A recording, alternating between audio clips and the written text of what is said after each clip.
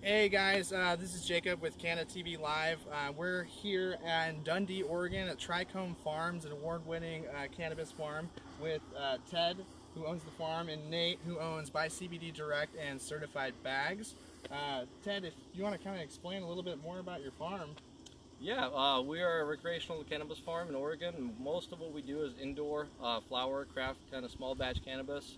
Some of our strains are like the Skittles Magoo, which is a unique cultivar to us. The Black Widow, which has been a really popular award-winning strain in the past 2 years in Oregon. Okay. This out here is our CBD plants. We're standing in the field of bubblegum right now, and these are full-term plants. They should be ready in about early October, and we're just trying to jump into a new industry and try it out. Okay, so this is all hemp then? Yeah, this is all under 0.03 THC, and we're hoping for about 14 to 15% CBD average on the plants. What are you seeing in the market like right now with the difference between like hemp and cannabis, I guess? I mean, prices are dropping everywhere. However, hemp is kind of a new product. It's not just limited to Oregon, so we're able to export it to other states, to other countries even. So which opens up a lot of marketplace for us. Oregon's got a major overproduction of recreational cannabis, and the market is limited by the people living here. However, hemp is just catching on. It's going to be in every 7-Eleven by the end of the year is what I'm hearing. So it's got a big drive of demand for it right now. And even though there's a lot of production, there's also a big demand for it to match. So it's a new industry we're kind of just experimenting with, seeing what we can do. For sure. When I look at, I see lives being saved. For sure. Yeah, and how long is this, how many months has this been in the dirt? So we planted right at the end of June, so it's coming on about 2 months right now. I mean, they were real small when they went in. We just kind of been babying them and pulling out the male. So this is an all-female field. A lot of people do a cross, male and females. We're trying to do just the flower. We're not looking for any male pollen or anything like that in here. So. Okay. As far as what the market for when you're taking your plants and you're harvesting them and then extracting them, so you're selling in bud form? Is that what you're doing?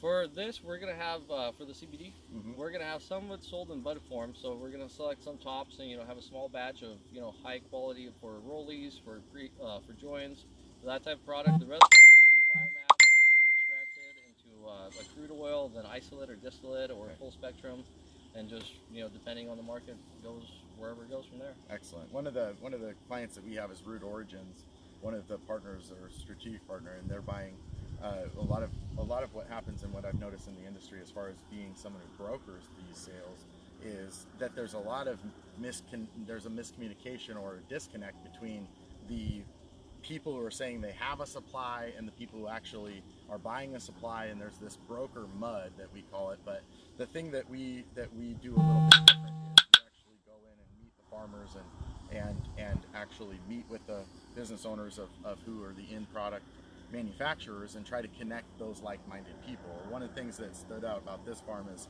it's all organic. Is that right? Yep. All the inputs are organic. There's no pesticides being sprayed. We try to use very minimal invasive methods of controlling even the pests that we're dealing with now that have been eating the bases of our plants.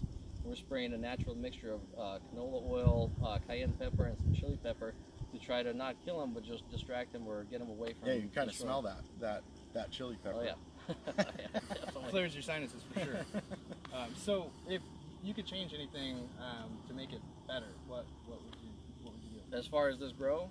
No, just far the as industry. the industry? Yeah. Man, we need to open up the borders. We need to open up exports for Oregon, Washington, and California. The states that are overproducing, and not just because they can overproduce, but because that's where most of the experienced growers are coming from. It's states that have been doing it for a long time, and really kind of open up the market to let everyone in the rest of the country enjoy some of this flower instead of narrowing it down to where everyone's kind of racing to the bottom right now, taking each other out, and it's just a really. We saw it in the flower market, right? Yeah. So exactly. The cannabis market as well is this.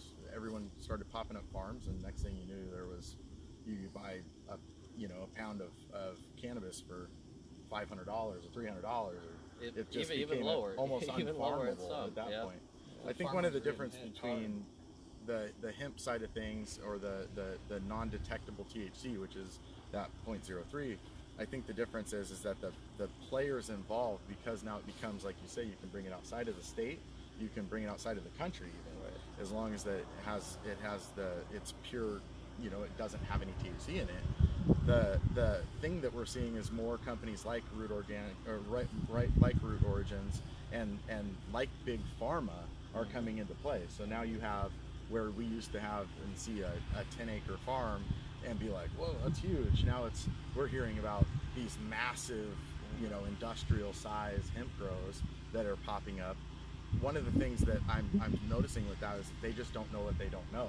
It's a new industry, and a lot of times people are jumping in with other people's money, and they're getting, you know, plants that they don't even have the right genetics or the right setup. And so taking someone like you who's been in the game for a while and been through the motions and been through all the ups and downs, I see that there's more of a synergy between people like you, organic farmers that have been doing this a while, that are getting into the hemp game now, and these end user products, because just the quality of the product is better coming from an organic farm. Have you looked at futures on your farm, or selling futures? Like, we've looked at some of it. We've had just such a bad luck dealing with a lot of people in the industry that at this point, you know, I don't want to talk a big game until we actually have something to show for it. So instead of taking futures in a product, that's our first year growing. So I want to make sure that we have a quality product. I want to have it tested and ready to sell before I start trying to sell stuff.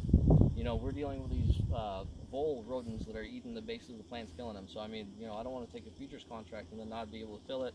At this point, I think we're just going to take it to market when it's ready. You know, market it as the properly tested product, and just see where it goes from there. The thing that you said there that makes the most sense to me is the thing that Jacob asked was, what would you change about the industry, or what would you change about the dynamic of the cannabis and hemp industrial CBD industry?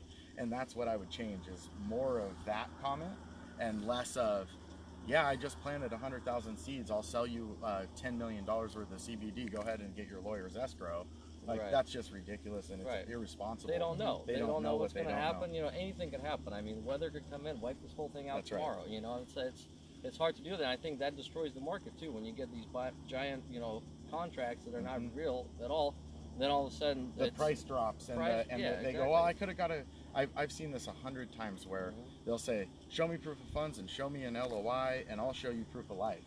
And next thing you know, whether you do that or not, it just ends to it leads to a dead end. And until people actually do what you're doing and do what Jacob's doing and get boots on the ground and go and visit these farms, there's no legitimacy there's just so much room for error in between he said, she said. It's a telephone game, and until you get out here, take a picture with my name on it. Yeah. Right? Give me a date and a code. Like, okay.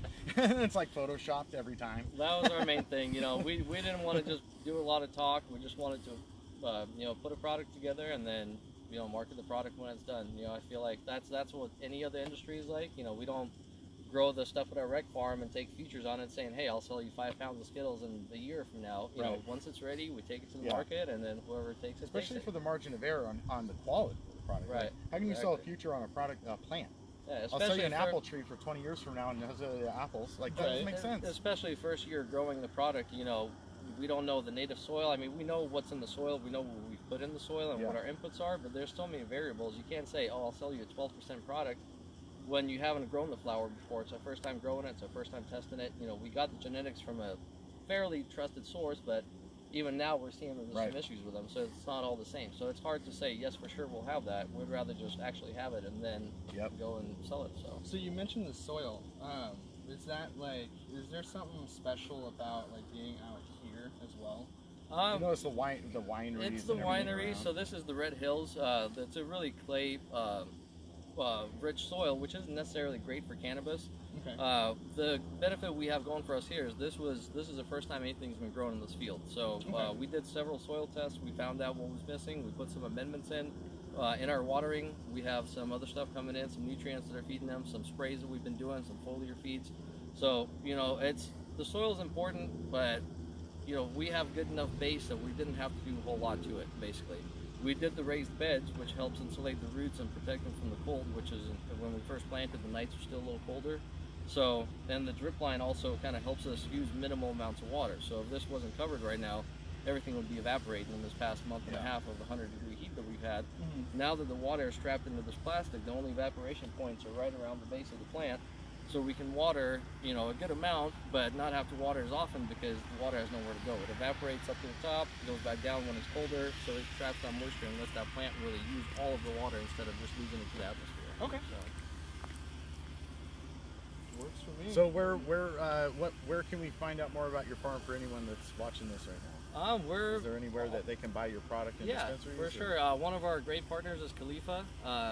You know, they got multiple locations, Growing Relief, Little Amsterdam. We have a dispensary on the coast. That's our shop. We've got all of our flavors featured there. Nice. A lot of different extracts that come off the farm. So that's down in Waldport. That's Discovery Cannabis in Waldport. If you guys are ever in the area, come by, say hi. But just look for us in your local dispensary. We're all over town, and you know, we try to get in everywhere, all respectable shops that we can. Awesome, guys. Awesome.